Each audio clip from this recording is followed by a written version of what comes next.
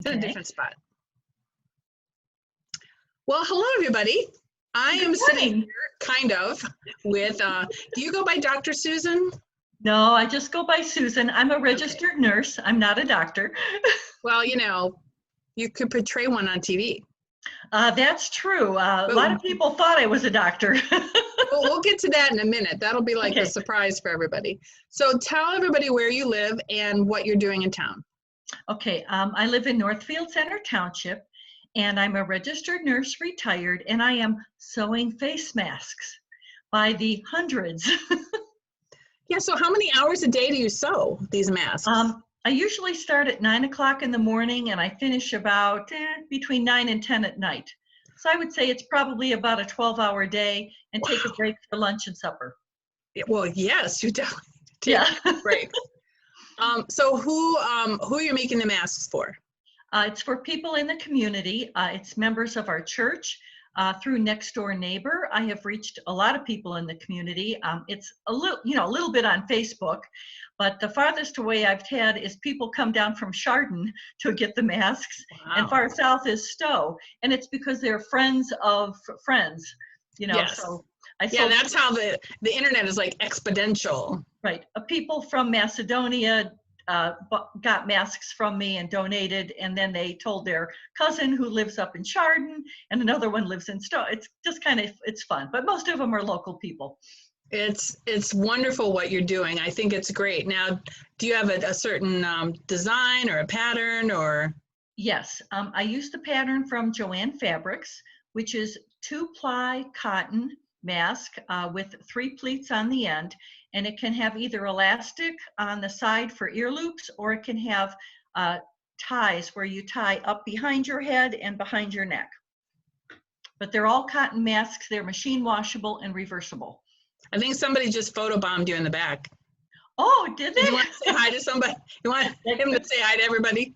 That's probably my husband, Bob, back there. I would hope so. Yes, it is. It is. He's the only other person in the house because we're on sheltering in place. Yes. Yes. So obviously, this is how you're keeping busy. Yes.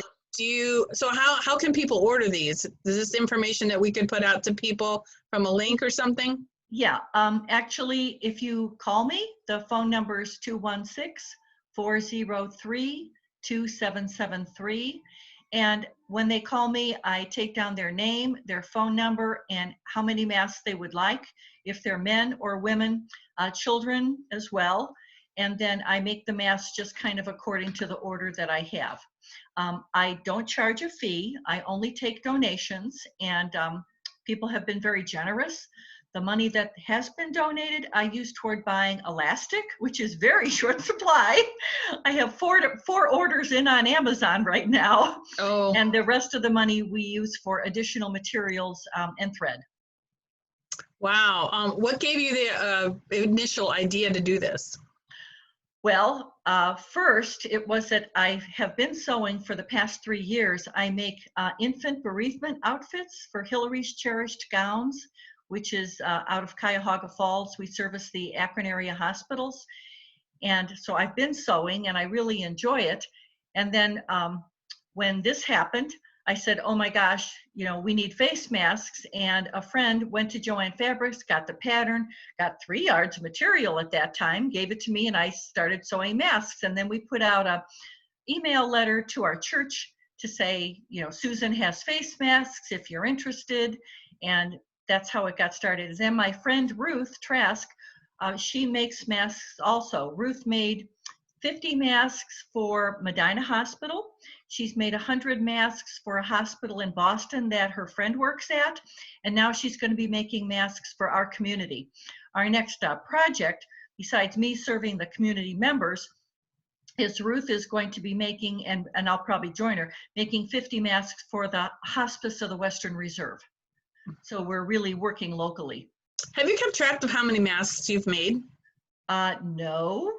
I know it's over 200. Oh, I know. One other good thing, I made 40 masks that went to our VA hospital in Cleveland.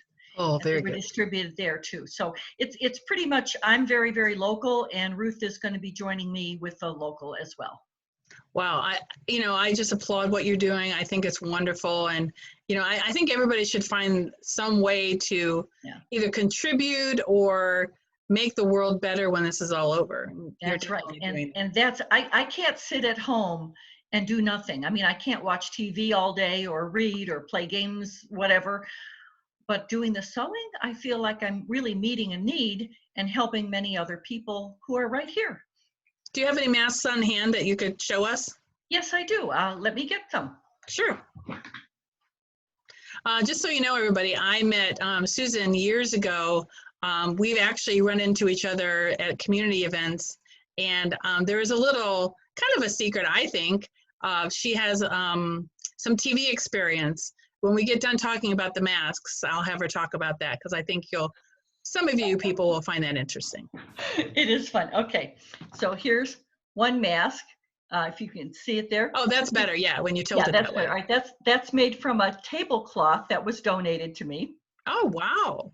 This one is made from a family locally, and she wanted masks made from her material. So she donated her material and said, please make me 6 masks. And this is from her favorite material.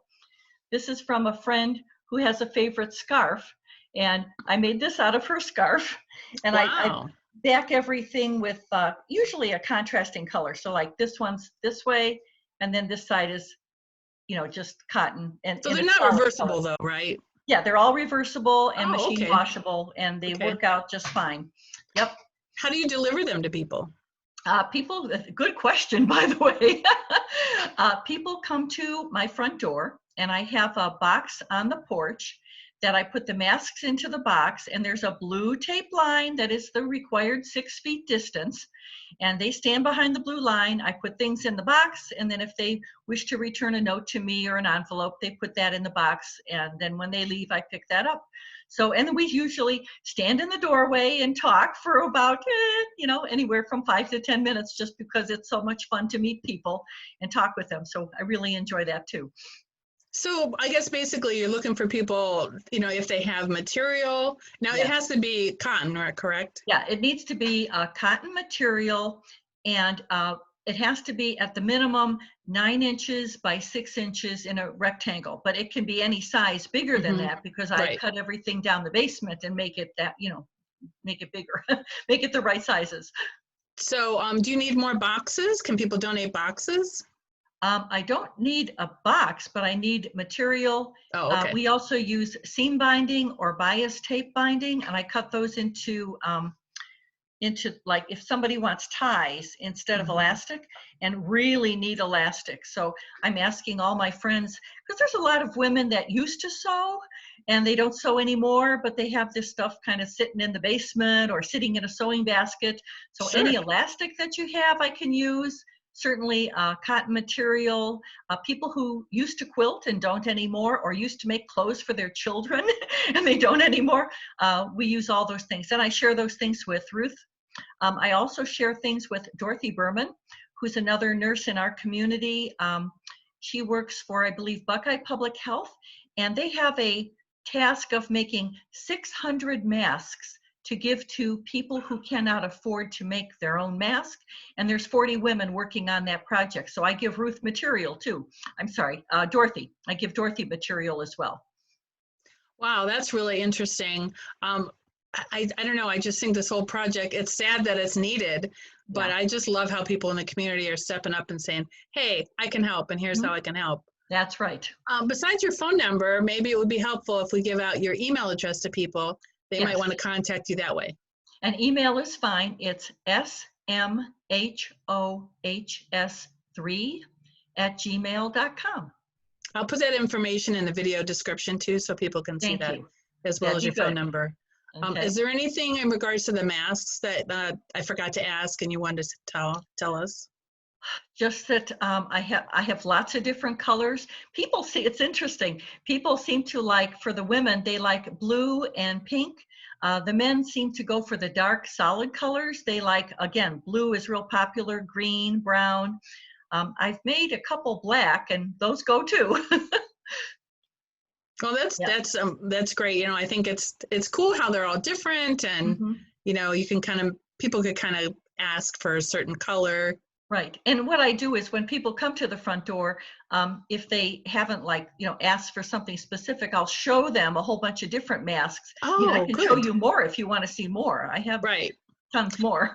And I know you sent me pictures, and I'll put those out as well so people can that's see the good. pictures. Yeah. Yes. All right. That'll do it. Thank you.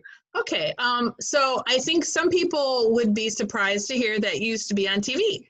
Right. And maybe Yeah. they do recognize your face. Like, how do I know that face? That they also recognize my voice because my voice is what they were listening to while they were cleaning their house, probably, or watching their little children. I was a guest expert on Morning Exchange from 1979 to 1999.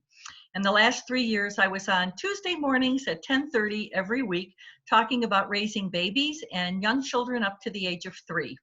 And I truly enjoyed it. My name then was Susan Biasella. So people probably know me by the Biasella name.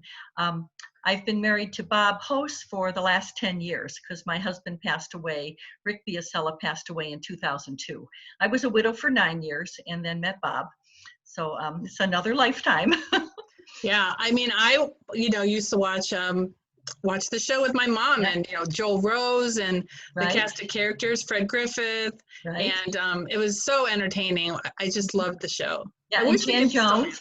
Oh yeah, Jan Jones lived here in the community. Yeah, actually, I live on the road that she used to live on, Shepherd. Oh, okay. Yeah, so I have a connection with her, sort of. Yes, you Although do. she didn't live here when I moved here, so. Okay, yeah. But yeah, it's Jan was a wonderful host. There was a lot of good hostesses too, and I'm trying to think of the other names right now, and I'm drawing a blank. I know, it's like, those I think were the main ones. Yeah. But yeah, I'm sure it was probably like a lot of fun behind the scenes of the show. Oh, it was delightful. They talk about a green room. Well, we didn't really have a green room. We had a row of folding chairs that you sat in offset, and you could watch everything going on stage, and then see what's happening. And it was exciting. I got to meet a lot of different people and had some really interesting experiences as being part of the show. So I used to stick around, and like if they had cooking segments, we all got to eat what they made on the cooking segment, and it was a lot of fun. I remember Fred and his wife were big into garlic recipes. Yes, and they would cook together, and then we would get to eat whatever they had made, and it was delicious, absolutely delicious. Yeah. Wow, 20 years, that's a long time on the show these days. Oh, it is. Yeah. I started out like once every 3 months. And then it was interesting when the Skype came out and they stopped having the soap opera stars travel across the United States to go on all the different local TV shows. Everybody was doing it by Skype. So suddenly they needed to have local people come. So I was a local person that came and could fill in even at the last minute. They'd call me at 5:30 in the morning. Susan, can you come down and help us? Because this person can't make it here. Wow. So That's I funny. did a lot. It was a lot of fun. Wow, that's great. Do people recognize you sometimes? Like, how do I know you? Yes.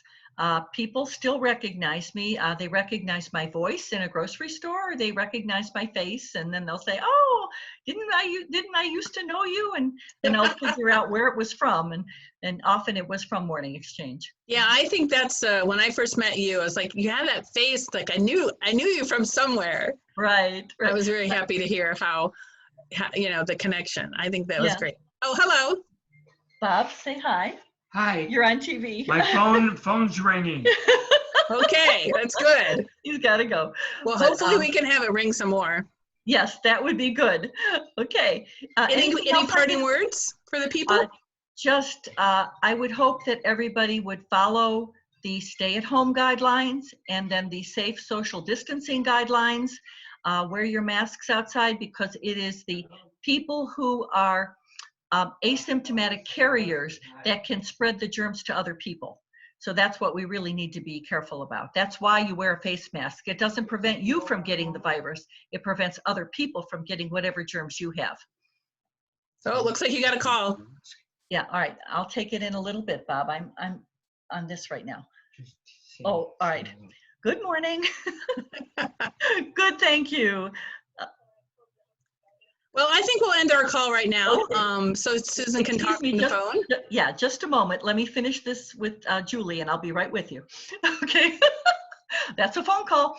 There you Okay. go. I think you're needed. I think so. All right. Nice to talk with you, Julie. Good to see Nice you to again. talk to you too. You have a Take great care. day. You Thank too. you for Bye-bye. what you do. Oh, Bye. you're very welcome. My pleasure. All right. Bye-bye. Bye.